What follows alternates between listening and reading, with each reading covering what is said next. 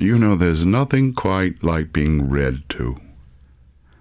Hi, my name's Bruce, and Christmas is approaching. Well, I want to read to you one of my favorite Christmas stories. So what I want you to do is put another log on the fire, or turn on the gas logs. Fix yourself a cup of something hot and comforting. Turn down the lamps, turn them off, light a candle, snuggle up in the sofa or your favorite chair. Or if you're on the road, just relax, but don't fall asleep. And let's just start this journey of Charles Dickens' A Christmas Carol. God rest ye merry gentlemen, let nothing you dismay.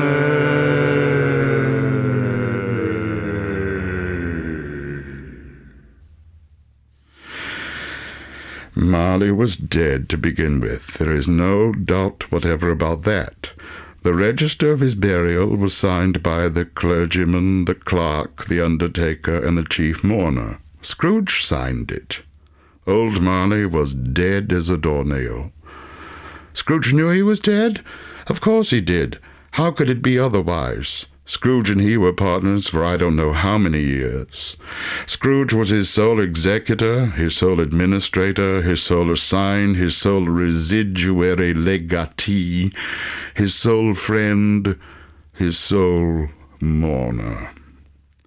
Scrooge never painted out old Marley's name, however. There yet it stood years afterward above the warehouse door, Scrooge and Marley. Sometimes people new to the business called Scrooge Scrooge, and sometimes Marley. He answered to both names. It was all the same to him. Oh, but he was a tight-fisted hand at the grindstone, was Scrooge, a squeezing, wrenching, grasping, scraping, clutching, covetous old sinner, as solitary as an oyster. Nobody ever stopped him in the street to say with gladsome looks, "My dear Scrooge, how are you? When will you come to see me?"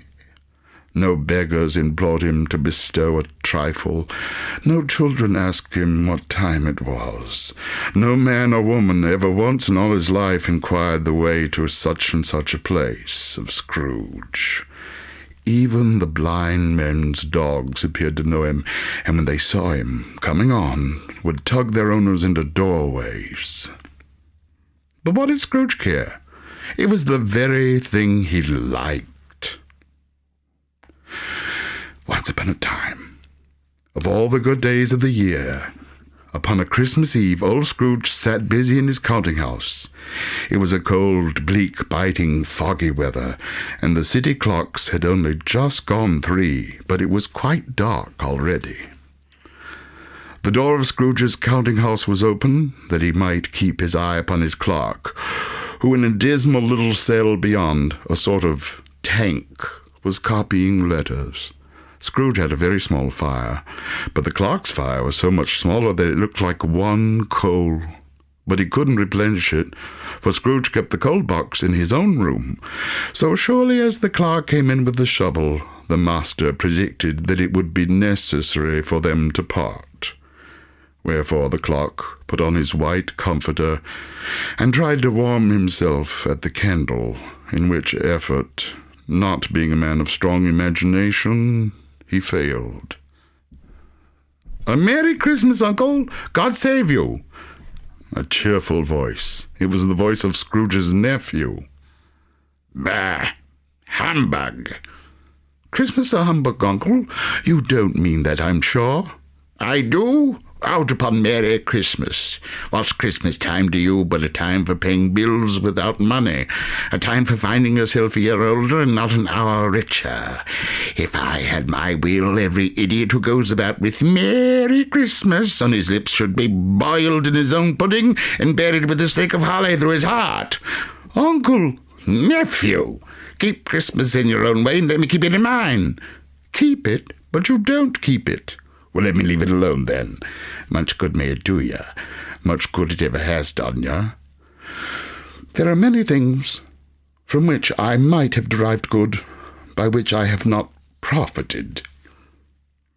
And therefore, uncle, though it is never put a scrap of gold or silver in my pocket, I believe that Christmas is good, and it will do me good, and I say God bless it." The clerk in the tank involuntarily applauded. "Let me hear another sum from you, Cratchit, and you'll keep your Christmas by losing your situation." "You're quite a powerful speaker, sir. I wonder you don't go into Parliament." "Don't be angry, uncle. Come, dine with us tomorrow." "I'd rather spend the day in hell." "Uncle! But why? Why?" "Why did you get married?" "Well, because I fell in love." "Because you fell in love. Good afternoon." "I want nothing from you. I ask nothing of you. Why cannot we be friends?" "Good afternoon." "I am sorry with all my heart to find you so resolute. We have never had any quarrel to which I've been a party, and I'll keep my Christmas humour to the last. So Merry Christmas, uncle." "Good afternoon." "And a Happy New Year." "Good afternoon." His nephew left the room without an angry word, notwithstanding. The clerk, in letting Scrooge's nephew out, had let 2 other people in. They were portly gentlemen, pleasant to behold, and now stood with their hats off in Scrooge's office. They had books and papers in their hands, and bowed to him. "Scrooge and Marley, I believe," said one of the gentlemen, referring to his list. "Have I the pleasure of addressing Mr. Scrooge or Mr. Marley?" "Mr. Marley has been dead all these 7 years. He died 7 years ago this very night." "At this festive season of the year, Mr. Scrooge, it is more than usually desirable that we should make some slight provision for the poor and destitute, who suffer greatly at the present time. Many thousands are in want of common necessities, so hundreds of thousands are in want of common comfort, sir." "Are there no prisons?" "Well, plenty of prisons. Anyway, we choose this time because it is the time of all others, when want is keenly felt and abundance rejoices. What shall I put you down for?" "Nothing." "You wish to be anonymous?" "I wish to be left alone. I don't make myself merry at Christmas, and I can't afford to make idle people merry. I help to support the prisons and the workhouses. They cost enough, and those who are badly off must go there." "Well, many can't go there, and many would rather die." "Well, if they would rather die, then they better do it and decrease the surplus population. Good afternoon." At length the hour of shutting up the counting-house arrived.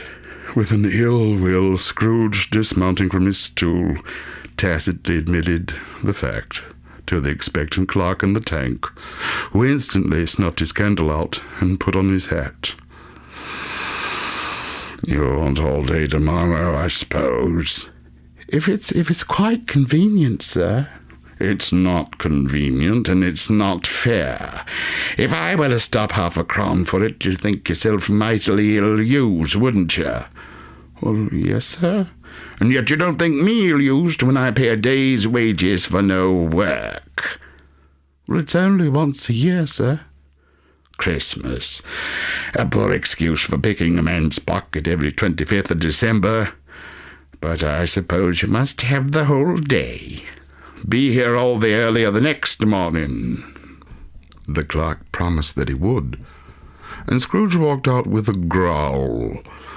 The office was closed in a twinkling, and the clerk, with the long ends of his white comforter dangling below his waist, for he boasted no greatcoat, went down a slide at the end of a lane of Boy 20 times in honour of its being Christmas Eve, and then ran home as hard as he could belt to play at blind man's buff. Scrooge took his melancholy dinner in his usual melancholy tavern, and having read all the newspapers and beguiled the rest of the evening with his banker's book, went home to bed. He lived in chambers which had once belonged to his deceased partner. They were a gloomy suite of rooms in a lowering pile of building up a yard. The building was old enough now, and dreary enough, for nobody lived in it but Scrooge, the other rooms being all let out as offices. Now, it is a fact that there was nothing at all particular about the knocker on the door of this house, except that it was very large, and yet Scrooge, having his key in the lock of the door, saw in the knocker, without its undergoing any intermediate process of change, not a knocker, but Marley's face. Marley's face, with a dismal light about it, like a bad lobster in a dark cellar. It was not angry or ferocious, but it looked at Scrooge as Marley used to look, ghostly spectacles turned up upon its ghostly forehead. Scrooge looked fixedly at this phenomenon. Then it was a knocker again. He said, "Pow, pow," and closed the door with a bang. The sound resounded through the house like thunder. Every room above and every cask in the wine merchant's cellars below appeared to have a separate peal of echoes of its own. Scrooge was not a man to be frightened by echoes. He fastened the door and walked across the hall and up the stairs, slowly too, trimming his candle as he went. Up Scrooge went, not carrying a button, for it's being very dark. Darkness is cheap, and Scrooge liked it. But before he shut his heavy door, he walked through his rooms to see that all was right. He had just enough recollection of the face to desire to do that. Nobody under the table. Nobody under the sofa. Nobody under the bed. Nobody in the closet. Nobody in my dressing gown.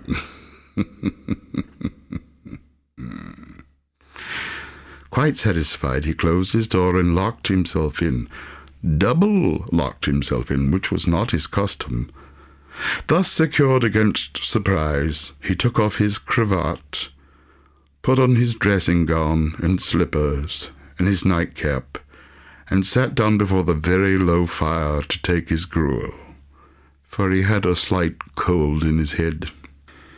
As he threw his head back in the chair, his glance happened to rest upon a bell, a disused bell that hung in the room and communicated for some purpose now forgotten with a chamber in the highest story of the building. It was with great astonishment and with a strange, inexplicable dread that he looked. He saw this bell begin to swing. Soon it rang out loudly, and so did every bell in the house. This was succeeded by a clanking noise deep down below, as if some person were dragging a heavy chain over the casks in the wine merchant's cellar. Then he heard the noise much louder on the floors below, and then coming up the stairs, then coming straight towards his door. It came through the heavy door, and a spectre passed into the room before his eyes, and upon its coming in, the dying flame leaped up as though it cried, "I know him, Marley's ghost!" The same face, the very same, Marley in his pigtail, usual waistcoat, tight in boots. His body was transparent, so that Scrooge, observing him and looking through his waistcoat, could see 2 buttons on his coat behind. I often heard that Marley had no bowels, but I didn't believe it until now. Oh, he felt the chilling influence of his dead, cold eyes, and noticed the very texture of the folded kerchief bound about its head and chin. How now? What do you want with me? Much. Who are you? Ask me who I was. Well, who were you then? In life, I was your partner, Jacob Marley. Can you sit down? I can. Do it then. The ghost sat down on the opposite side of the fireplace, as if he were quite used to it. You don't believe in me? I don't. What evidence would you have of my reality beyond that of your senses? I don't know. Why do you doubt your senses? Because a little thing affects them. A slight disorder of the stomach makes them cheat. You may be an undigested bit of beef, a blot of mustard, a crumb of cheese, a fragment of an underdone potato.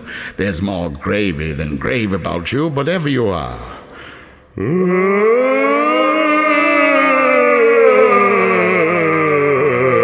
Oh, mercy! Dreadful apparition! Why do you trouble me? Why do you walk the earth, and why do you come to me? It is required of every man that the spirit within him should walk abroad his fellow man, and travel far and wide, and if that spirit goes not forth in life, it is condemned to do so after death. I cannot tell you all I would. A very little more is permitted to me. I cannot rest. I cannot stay. I cannot linger anywhere. My spirit never walked beyond our counting house. Mark me, in life my spirit never roved beyond the narrow limits of our money-changing hole, and weary journeys lie before me. 7 years dead, and traveling all the time. You travel fast. On the wings of the wind. I wear these chains I forged in life. I made them link by link and yard by yard. Are their patterns strange to you? Oh, Ebenezer, you have been laboring on your own chain. It is twice as long as this one. Oh, it is a ponderous chain. But you were always a good man of business, Jacob. Business? Mankind was my business. The common welfare was my business. Charity, mercy, forbearance, and benevolence were all my business. If I had but followed that one light, that light from a star that hung over a stable in Bethlehem, I should not be wearing these chains. The dealings of my trade were but a drop of water in the comprehensive ocean of my business. Scrooge was very much dismayed to hear the spectre going on at this rate, and began to quake exceedingly. Hear me, my time is nearly gone. I will, but don't be hard on me. Don't be flowery, Jacob, pray. I am here tonight to warn you that you have a chance and a hope of escaping my fate, a chance of my procuring Ebenezer. Oh, well, you were always a good friend to me. Thank you. You will be haunted by 3 spirits. Is that the chance and hope you mentioned, Jacob? I think I'd rather not. Without their visits, you cannot hope to shun the path I tread. Expect the first tomorrow night when the bell tolls 1. Expect the second on the next night, at the same hour. The third upon the next night when the last stroke of 12 has ceased to vibrate. Look to see me no more, and look that for your own sake you remember what is past between us. It walked backward from him, and at every step it took, the window raised itself a little, so when the apparition reached it, it was wide open. Scrooge wondered. Well, it walked through a door, but it has to open a window. Scrooge closed the window and examined the door by which the ghost had entered. It was double-locked, as he had locked it, with his own hands, and the bolts were undisturbed. Scrooge tried to say, "Bah-hum," but stopped at the first syllable, and being from the emotion he'd undergone, or the fatigues of the day, or his glimpse of the invisible world, or the dull conversation of the ghost, or the lateness of the hour, much in need of repose, he went straight to bed without undressing, and fell asleep on the instant. When Scrooge awoke, it was so dark that looking out of bed he could scarcely distinguish the transparent window from the opaque walls of his chamber, until suddenly the church clock tolled a deep, dull, hollow, melancholy 1. Light flashed up in the room in an instant, and the curtains of his bed were drawn aside by a strange figure, like a child, yet not so like a child as like an old man, viewed through some supernatural medium which gave him the appearance of having receded from the view, and being diminished to a child's proportions. Its hair, which hung down its neck and down its back, was white as with age, and yet the face had not a wrinkle on it, and the tenderest bloom was on the skin.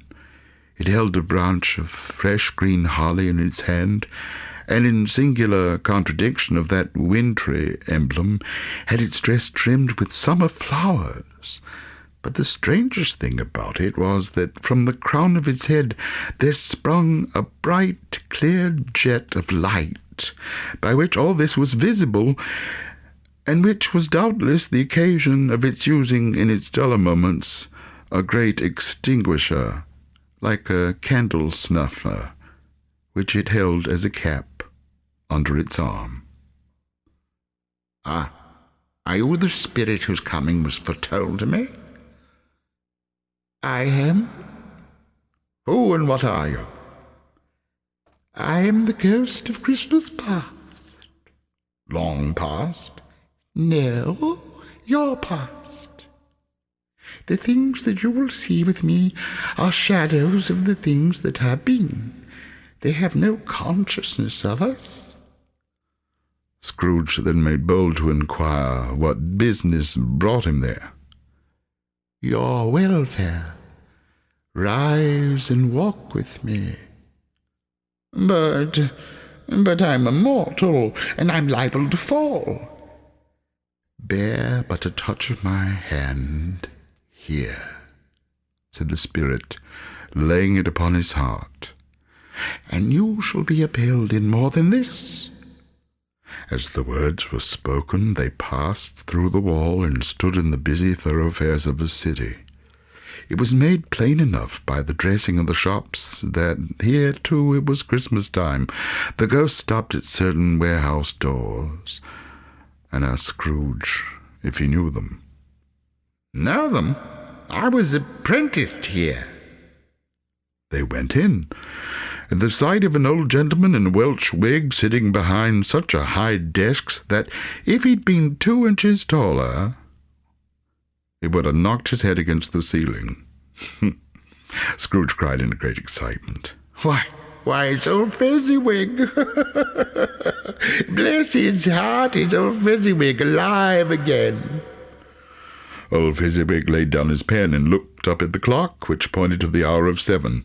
He rubbed his hands, adjusted his capacious waistcoat, laughed all over himself, from his shoes to his organ of benevolence, and called out in a comfortable, oily, rich, fat, jovial voice, "Yo-ho there, Dick!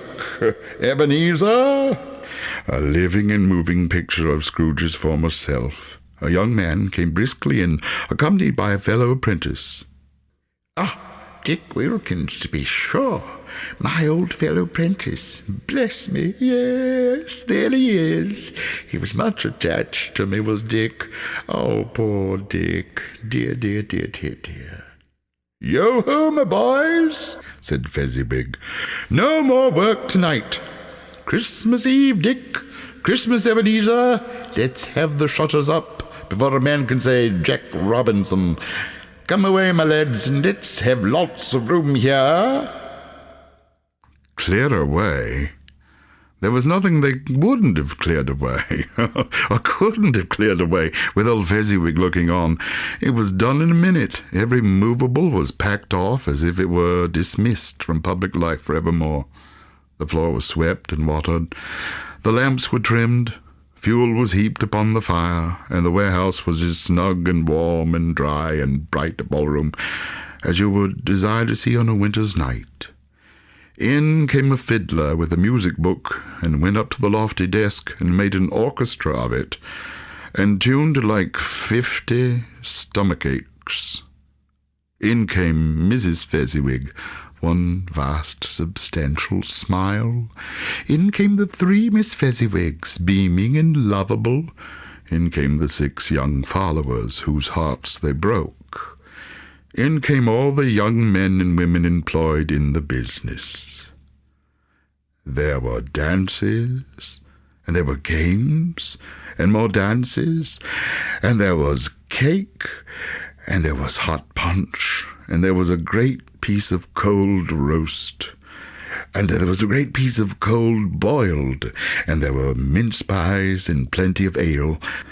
But the great effect of the evening came after the roast and boiled, when the fiddler struck up Sir Roger de Coverley, and at that old tune old Fezziwig stood out to dance with Mrs. Fezziwig, top couple too, with a good stiff piece of work out for them, 3 or 4 or 20 pairs of partners, people who were not to be trifled with, people who would dance and had no notion of walking. When the clock struck 11, this domestic ball broke up. Mr. and Mrs. Fezziwig took their stations, one on either side of the door, and shaking hands with each person individually as he or she went out, wished him or her a Merry Christmas.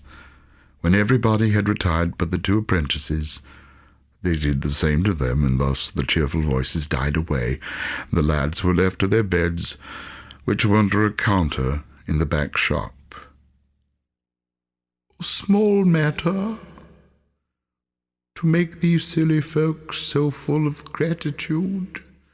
He has spent but a few pounds of your mortal money, 3 or 4 perhaps.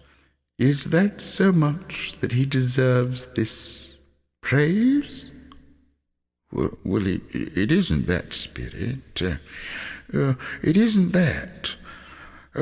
He has the power to render us happy or unhappy, to make our service light or burdensome, a pleasure or a toil.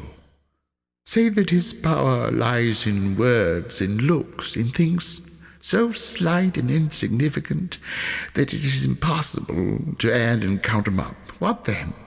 The happiness he gives is quite as great as if it cost a fortune. He felt the Spirit's glance and stopped. What is the matter? Nothing. Nothing in particular. Something, I think. No, I should just like to be able to say a word or two to my clerk, Bob Cratchit, just now. That's all. My time grows short. Quick, This was not addressed to Scrooge or to anyone he could see, but it produced an immediate effect, for again he saw himself. He was older now, a man in the prime of life. He was not alone, but sat by the side of a fair young girl in a black dress, in whose eyes there were tears. "It matters little," she said softly to Scrooge's former self. "To you very little. Another idol has displaced me, and it can comfort you in time to come, as I would have tried to do. Oh, I have no just cause to grieve. Well, what idol has displaced you? A golden one. You fear the world too much. I have seen your noble aspirations fall off one by one, until the master passion, gain, greed, engrosses you. Have I not? Or what then? Even if I've grown so much wiser, what then? I'm not changed towards you. Have I ever released you from our engagement? In words, no, never. In what then? In a changed nature, in an altered spirit. You would choose a dowerless girl, or choosing her, do I not know that your repentance and regret would surely follow? I do, and I release you with a full heart for the love of him you once were. Spirit, remove me from this place. I told you these were the shadows of the things that have been. They are what they are. Do not blame me. Remove me. I cannot bear it. Leave me. Take me back. Haunt me no longer. As he struggled with the spirit, he was conscious of being exhausted and overcome by an irresistible drowsiness, and further, of being in his own bedroom. He had barely time to reel to bed before he sank into a heavy sleep. Scrooge awoke in his own bedroom. There was no doubt about that. But it and his own adjoining sitting room, into which he shuffled in his slippers, attracted by a great light there, had undergone a surprising transformation. The walls and the ceiling were so hung with living green that it looked like a perfect grove.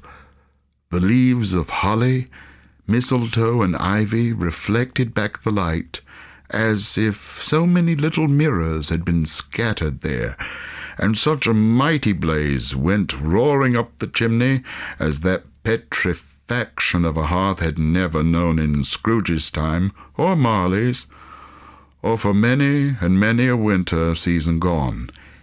Heaped upon the floor, to form a kind of throne, were roast turkeys, geese, game, brawn, great joints of meat, suckling pigs, long wreaths of sausages, mince pies, plum puddings, barrels of oysters, red-hot chestnuts, cherry-cheeked apples, juicy oranges, luscious pears, immense 12th cakes, and great bowls of punch.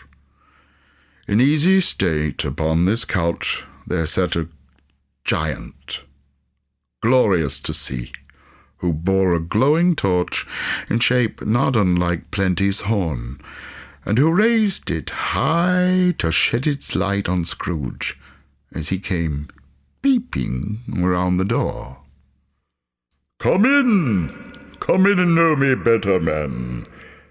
I am the ghost of Christmas present. Look upon me. You have never seen the like of me before. Never. Have never walked forth with the younger members of my family, meaning, for I am very young, my elder brothers born in these later years? I don't think I have. I'm afraid I have not. Have you had many brothers, Spirit? More than 1,800. A tremendous family to provide for. Spirit, conduct me where you will. I went forth last night on compulsion, and I learned a lesson which is working now. Tonight, if you have aught to teach me, let me profit by it. Touch my robe. Scrooge did as he was told, and held it fast. The room and its contents all vanished instantly, and they stood in the city streets upon a snowy Christmas morning. Scrooge and the ghost passed on invisible, straight to Scrooge's clerk's, and on the threshold of the door the spirit smiled and stopped to bless Bob Cratchit's dwelling with the sprinklings of his torch. The ghost of Christmas present bless Bob Cratchit's four-roomed house. Then up rose Mrs. Cratchit, Cratchit's wife, dressed out but poorly in a twice-turned gown, but brave in ribbons which are cheap, and made a goodly show for sixpence. And she laid the cloth, assisted by Belinda Cratchit, second of her daughters, also brave in ribbons, while Master Peter Cratchit plunged a fork into a saucepan of potatoes. And now two smaller Cratchits, a boy and a girl, came tearing in, screaming that outside the baker's they had smelt the goose, and known it for their own, and basking in luxurious thoughts of sage and onion, these young Cratchits danced about the table, and exalted Master Peter Cratchit to the skies, while he blew the fire until the slow potatoes, bubbling up, knocked loudly at the saucepan lid to be let out and peeled. What is ever got your precious father, then? Said Miss Cratchit, and your brother Tiny Tim, and Martha want as late last Christmas Day by half an hour. Here's Martha, mother, said a girl, appearing as she spoke. Here's Martha, mother, cried the two young Cratchits.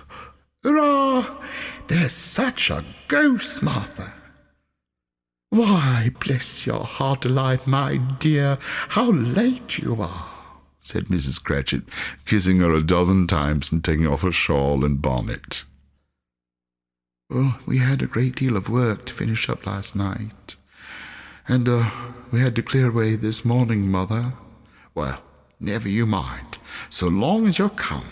Sit ye down before the fire, my dear, and have a warm, Lord bless ye. No, father's coming, cried the two young Cratchits, who were everywhere at once. Hide, Martha, hide. So Martha hid herself, and in came Bob, and Tiny Tim upon his shoulder. Alas, for Tiny Tim, he bore a little crutch, and had his limbs supported by an iron frame. Why, where's our Martha? Cried Bob Cratchit, looking round. Not coming, said Mrs. Cratchit. Not coming? Oh, my Martha not coming upon Christmas Day? Martha didn't like to seem disappointed, if it were only in a joke. So she came out prematurely from behind the closet door and ran into his arms, while two young Cratchits hustled Tiny Tim and bore him off to the wash-house, where he might hear the pudding singing in the copper. And how did little Tiny Tim behave? Said Mrs. Cratchit, while Bob hugged his daughter to his heart's content. Oh, as good as gold, said Bob. As good as gold, and better. Somehow he gets thoughtful, sitting by himself so much, and he thinks the strangest things you ever heard. He told me, coming home, that he hoped that the people saw him in the church, because he was a cripple, and it might be pleasant for them to remember upon Christmas Day Who made lame beggars? Who made lame beggars walk and blind men see? Bob's voice was tremulous when he told them this, and he trembled more when he said that Tiny Tim was growing strong and hearty. His active little crutch was heard upon the floor, and back came Tiny Tim before another word was spoken, escorted by his brother and sister to his stool beside the fire, while Bob, turning up his cuffs as if, poor fellow, they were capable of being made more shabby, compounded some hot mixture in a jug with gin and lemons and stirred it round and put it on the hob to simmer. Master Peter and the two ubiquitous young Cratchits went to fetch the goose, which with they soon returned in high procession. Mrs. Cratchit made the gravy, ready beforehand in a little saucepan, hissing hot. Master Peter mashed the potatoes, and did it with incredible vigour. Miss Belinda sweetened up the applesauce. Martha dusted the hot plates. Bob took Tiny Tim beside him in a tiny corner at the table. The two young Cratchits set chairs for everybody, not forgetting themselves, and mounting guard upon their post, crammed spoons into their mouths, lest they should shriek for goose before their turn came to be helped. At last the dishes were set on, and grace was said. It was succeeded by a breathless pause, as Mrs. Cratchit, looking slowly all along the carving knife, prepared to plunge it in the breast. But when she did, and when the long-expected gush of stuffing issued forth, one murmur of delight arose all round the board, and even Tiny Tim, excited by the two young Cratchits, beat on the table with the handle of his knife, and feebly cried, "Hurrah!" There never was such a goose. Bob said he didn't believe that there ever was such a goose cooked. Its tenderness and flavour, size and cheapness, were the themes of universal admiration, eked out by applesauce and mashed potatoes. It was a sufficient dinner for the whole family. Indeed, as Miss Cratchit said with great delight, surveying one small atom of a bone left upon the dish, they hadn't ate it all at last. Yet every one had enough, and the youngest Cratchits in particular were steeped in sage and onion to the eyebrows. But now, the plates being changed by Miss Belinda, Miss Cratchit left the room alone, too nervous to bear witness, to take the pudding up and bring it in. Oh, suppose it should not be done enough. Suppose it should break in turning out. Suppose someone should have got over the wall of the backyard and stolen it while they were merry with the goose. Oh, a supposition at which the two young Cratchits became livid. What, steal our goose? All sorts of horrors were supposed. Hallo! A great deal of steam. The pudding was out of the copper. A smell like washing day, that was the cloth. A smell like an eating house and a pastry cook's next door to each other, with a laundress next door. That was the pudding. Oh, raisins and cinnamon and clove. In half a minute Miss Cratchit entered, flushed but smiling proudly, with the pudding like a speckled cannonball, so hard and firm, blazing in half a quart of ignited brandy, and bedight with Christmas holly stuck into the top. "Oh, what a wonderful pudding," Bob Cratchit said, and calmly, too, that he regarded it as the greatest success achieved by Mrs. Cratchit since their marriage. Miss Cratchit said that now that the weight was off her mind, she would confess that she had her doubts about the quantity of flour. Everybody had something to say about it, but nobody had or thought it was at all a small pudding for such a large family. Any Cratchit would have blushed to hint at such a thing. At last the dinner was all done, the cloth was cleared, the hearth swept, the fire made up, the compound in the jug being tasted and considered perfect, Apples and oranges were put upon the table, and a shovel of chestnuts on the fire.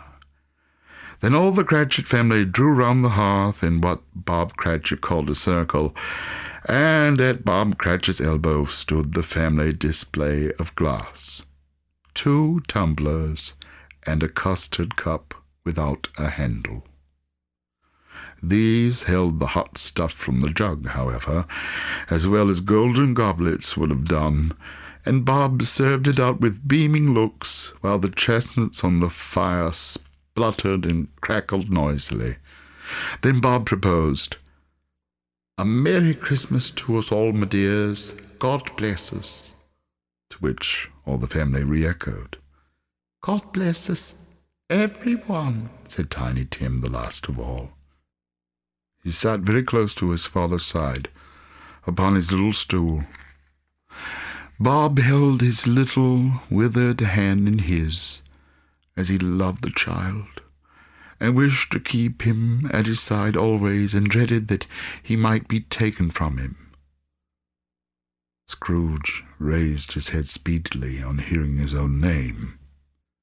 "Mr. Scrooge," said Bob, "I give you Mr. Scrooge, the founder of the feast." "The founder of the feast, indeed," cried Mrs. Cratchit, reddening. "I wish I had him here. I'd give him a piece of my mind to feast upon, and I hope he'd have good appetite for it." "My dear," said Bob, "the children, Christmas Day." "It should be Christmas Day, I am sure, on which one drinks the health of such an odious, stingy, hard, unfeeling man as Mr. Scrooge. You know he is, Robert.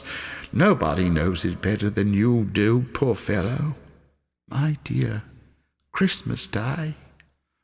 "And I'll drink to his health for your sake and for the day's, not for his. Long life to him, a Merry Christmas and a Happy New Year. He'll be very merry and very happy, I no doubt." The children drank the toast after her. It was the first of their proceedings which had no heartiness in it. Tiny Tim drank it last of all, but he didn't care twopence for it.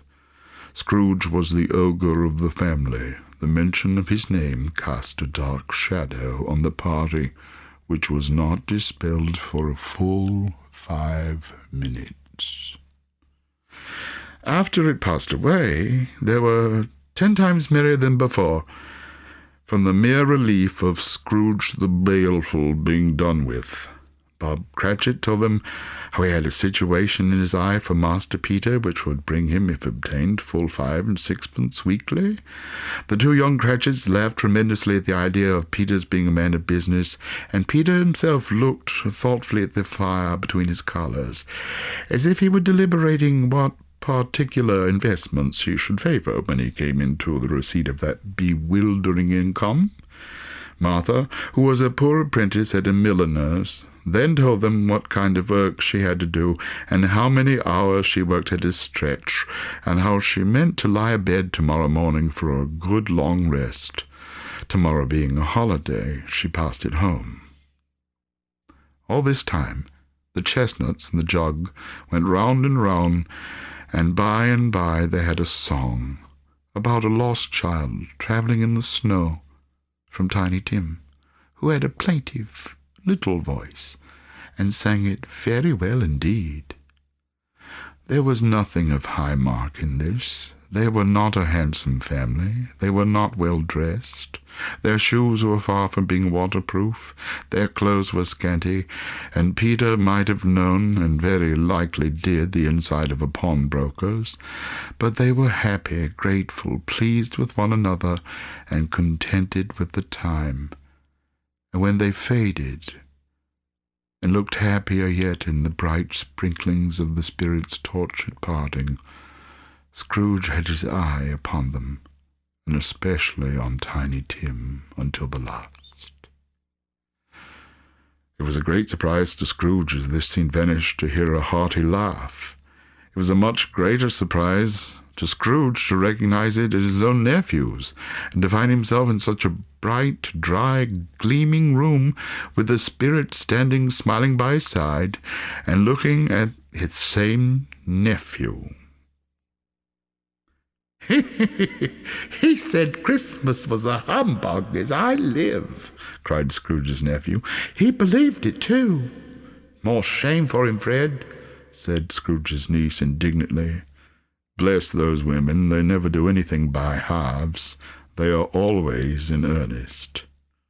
She was very pretty, exceedingly pretty, with a dimpled, surprised-looking, capital face, with a ripe little mouth that seemed made to be kissed. No doubt it was. And the sunniest pair of eyes you ever saw in any little creature's head. Altogether, she was what you would have called provoking, but satisfactory, too. Oh, perfectly satisfactory. "Well, he's a comical little fellow," said Scrooge's nephew, "and that's the truth, and not so pleasant as he might be. However, his offences carry their own punishment, and I have nothing to say against him. Who suffers by his ill whims? Himself always. He takes into his head to dislike us, and he won't come and dine with us. What's the consequence? He don't lose much of a dinner." "Well, indeed, I think he loses a very good dinner," interrupted Scrooge's niece.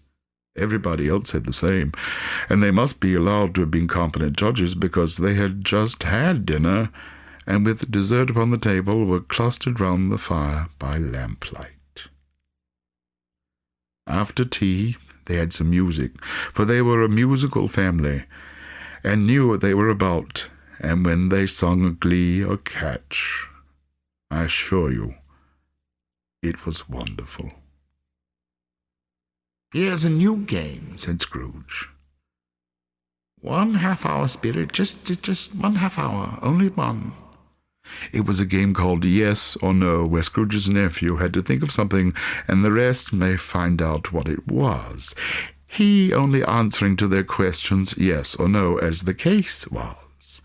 He was thinking of an animal, a live animal, rather disagreeable animal, a savage animal, an animal that growled and grunted sometimes and talked sometimes and lived in London and walked about the streets and wasn't made a show of and wasn't led by anybody and didn't live in a menagerie and was never killed in a market and was not a horse or an ass or a cow or a bull or a tiger or a dog or a pig or a cat or a bear.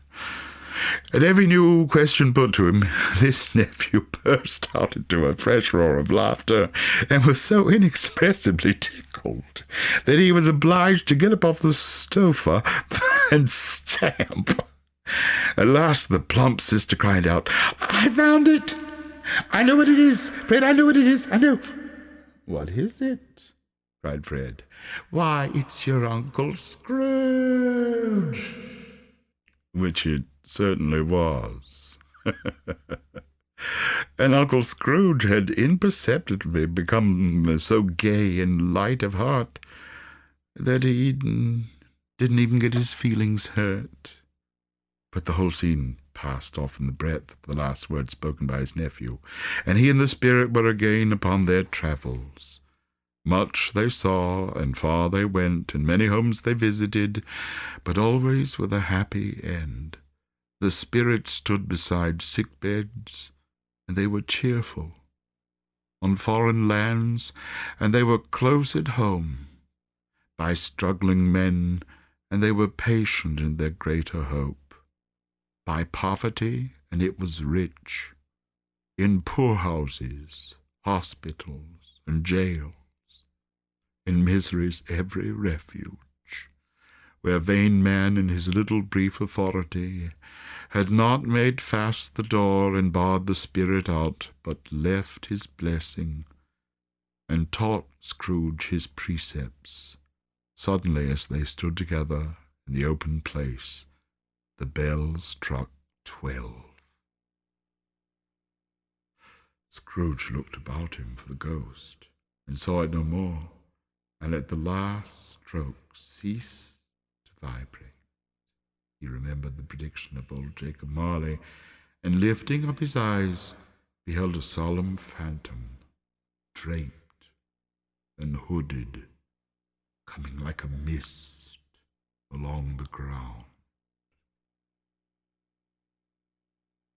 The phantom slowly, gravely, silently approached. When it came near him, Scrooge bent down upon his knee, for in the air through which this spirit moved it seemed to scatter gloom and misery. It was shrouded in a deep black garment, which concealed its head, its face, its form, and left nothing of it visible save one outstretched hand. He knew no more, for the spirit neither spoke nor moved. I am in the presence of the ghost of Christmas yet to come. Oh, ghost of the future, I fear you more than any spectre I have seen. But I know your purpose is to do me good, and as I hope to live, to be another man from what I was, I am prepared to bear you company and do it with a thankful heart. Will you not speak to me? It gave him no reply. The hand was pointed straight before them. Lead on, lead on. The night is waning fast, and it is precious time to me, I know. Lead on, spirit. They scarcely seemed to enter the city, for the city rather seemed to spring about them. But there they were in the midst of the stock exchange. The spirit stopped beside one little knot of businessmen. Observing that the hand was pointed to them, Scrooge advanced to listen to the talk. "No," said a great man with a monstrous chin. "I don't know much about it either way. I only know he's dead." When did he die? Inquired another. "Last night, I believe." Why, what was the matter with him? I thought he'd never die. "Lord knows." What has he done with his money? "I haven't heard. Company, perhaps. He has left it to me." "That's all I know. Bye-bye." They left this busy scene and went into an obscure part of the town to a low shop where iron, old rags, bottles, bones, and greasy offal were bought. A grey-haired rascal of great age sat smoking on his pipe. Scrooge and the Phantom came to the presence of this man, just as a woman with a heavy bundle slunk into the shop. But she had scarcely entered when another woman, similarly laden, came in too, and she was closely followed by a man in faded black.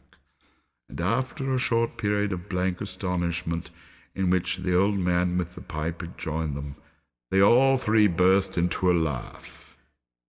"Let the charwoman alone to be the first," cried she who had entered first. "Let the laundress alone to be the second. Let the undertaker's man alone to be the third. Look here, old Joe, here's a chance. If we haven't had all three met here without meaning it." "You couldn't have met in a better place. You have made free of it long ago, you know, and the other two ain't strangers. What have you got to sell? What have you got to sell?" "Half a minute's patience, Joe, and you shall see. Every person has the right to take care of themselves. He always did. Who's the worse for the loss of things like that? Not a dead man, I suppose. If he wanted to keep 'em after he was dead, a wicked old screw, why wasn't he natural in his lifetime? If he had been, he'd have had somebody to look after him when he was struck with death, instead of lying gasping out his last there, alone by himself. That's the truest word that was ever spoke. It's a judgment on him. I wish it was a little heavier judgment, and it could have been, and you may depend upon it. If I could have laid my hands on anything else. Open that bundle, old Joe, let me know the value of it. Speak out plain. I'm not afraid to be the first, nor afraid for them to see it." Joe went down on his knees for the greater convenience of opening the bundle, and dragged out a large and heavy roll of some dark stuff. What do you call this? Bed curtains? Ah, bed curtains. Don't drop that oil upon the blankets now. His blankets? Who else do you think? He isn't likely to take cold without 'em, I dare say. You may look through that shirt till your eyes ache, but you won't find a hole in it. Nor a threadbare place. It's the best he had, and a fine one too. They would have wasted it by dressing him in it if it hadn't been for me. Scrooge listened to this dialogue in horror. Spirit, I see. The case of this unhappy man might be my own. My life tends that way now. Merciful heaven, what is this? The scene had changed, and now he almost touched a bare, uncurtained bed.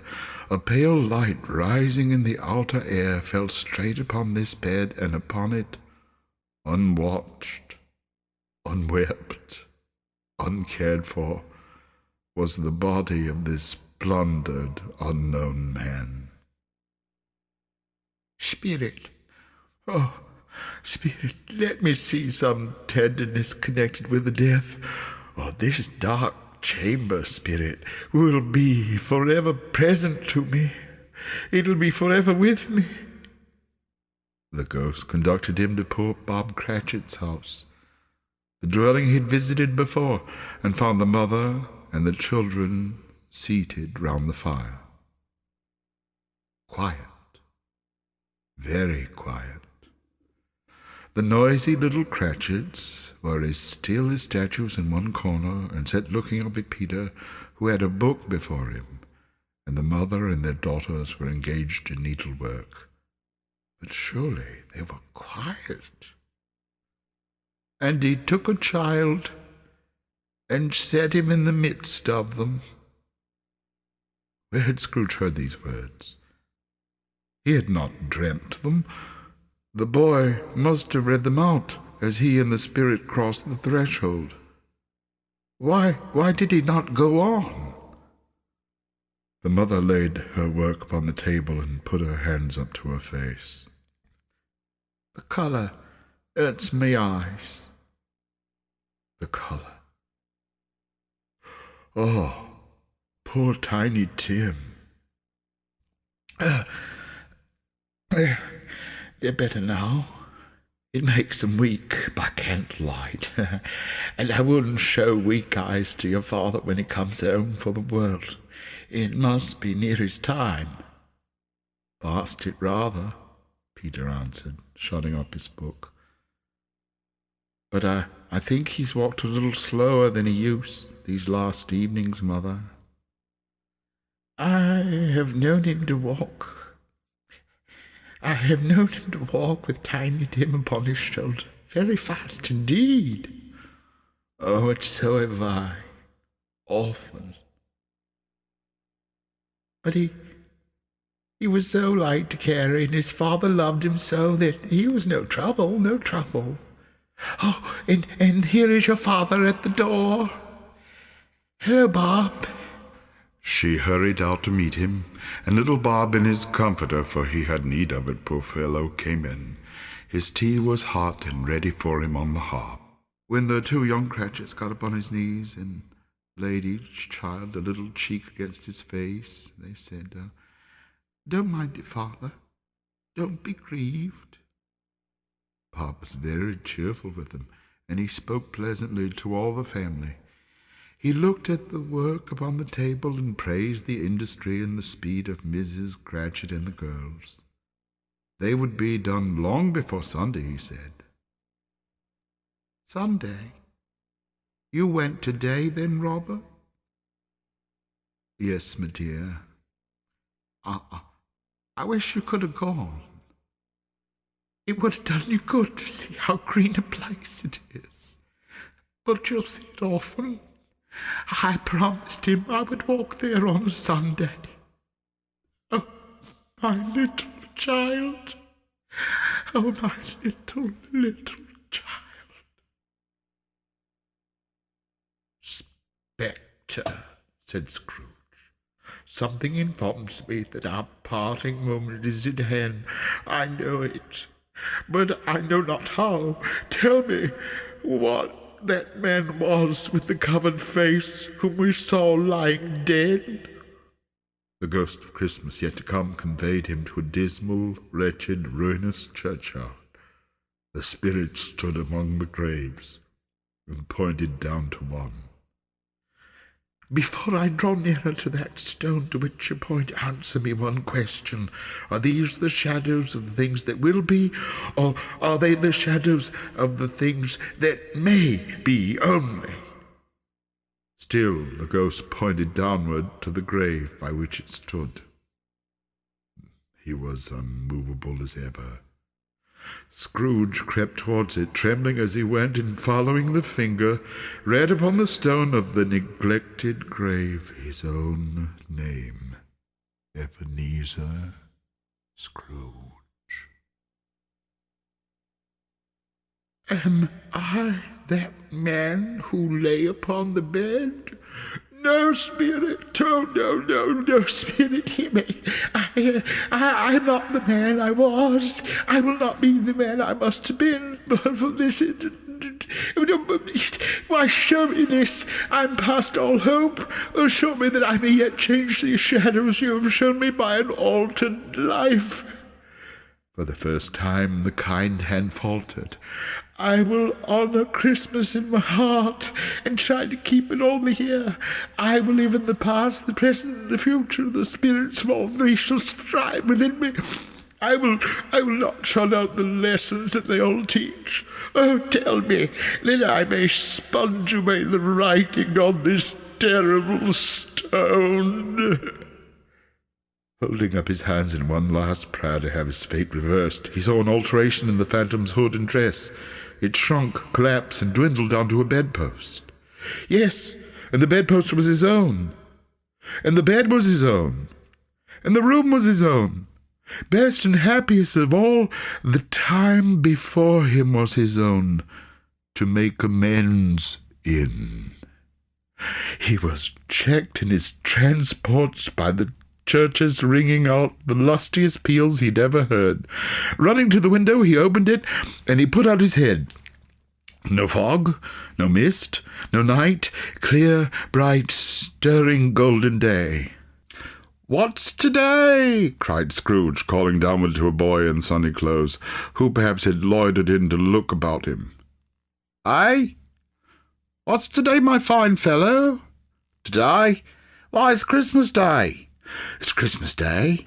I haven't missed it. Hello, my fine fellow. Hello.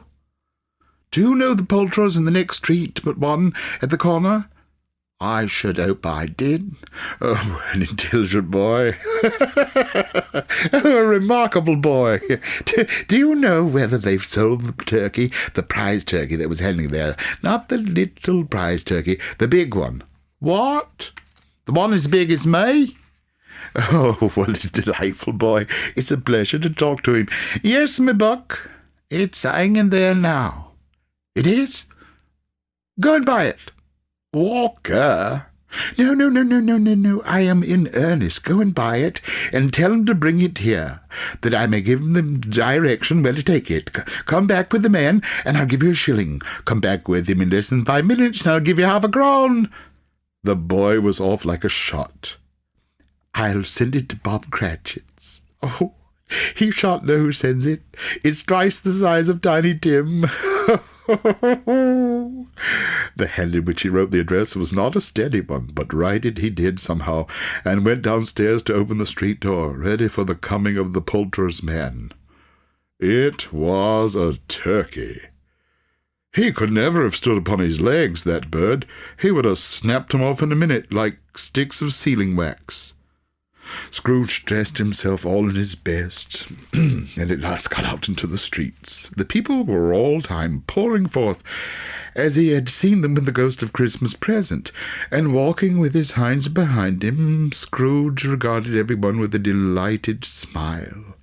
He looked so irresistibly pleasant, in a word, that 3 or 4 good human fellows said, "Good morning, Mr. Scrooge. A Merry Christmas to you."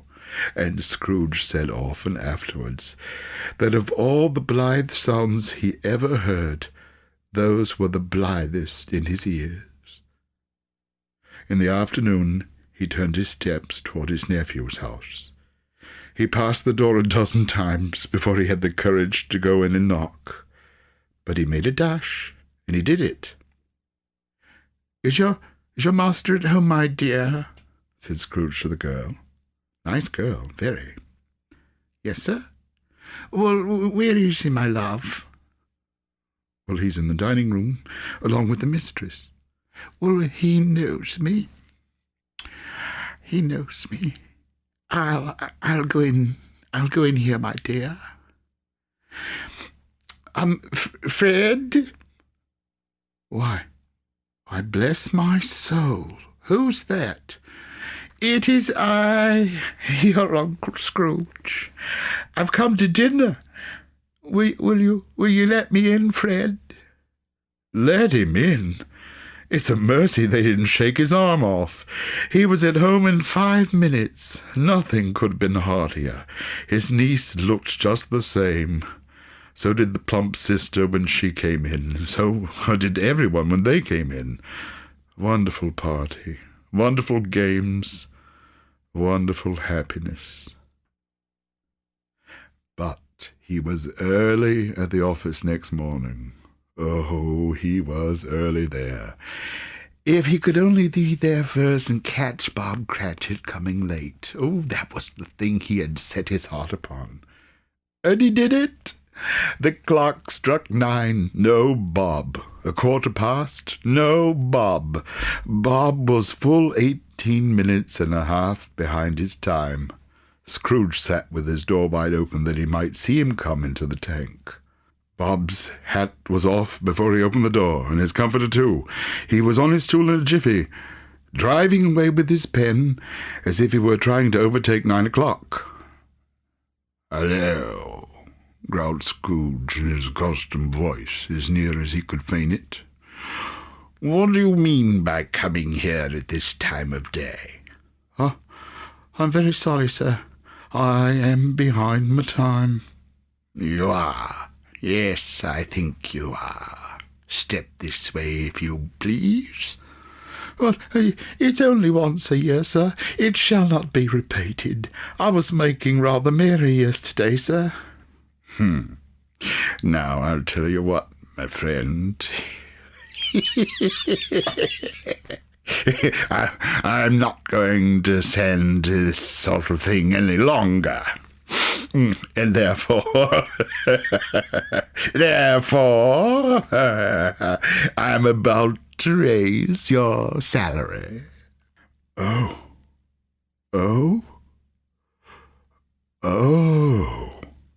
A Merry Christmas, Bob. Oh, a merrier Christmas, Bob, my good fellow, than I've given you for many a year. I'll raise your salary and endeavour to assist your struggling family, and we will discuss your affairs this very afternoon over a Christmas bowl of smoking bishop. Bob, make up the fires, and buy a second coal scuttle before you dot another I, Bob Cratchit." Scrooge was better than his word. He did it all, and infinitely more, and to Tiny Tim, who did not die, he was a second father. He became as good a friend, as good a master, and as good a man as the good old city knew, or any other good old city, town, or borough in the whole good old world. People laughed to see the alteration in him, but his own heart laughed, and that was quite enough for him. He had no further intercourse with spirits. It was always said of him that he knew how to keep Christmas well, if any man alive possessed the knowledge. May that be truly said of us, and all of us. And so, as Tiny Tim observed, God bless us, every one. Oh, tidings of comfort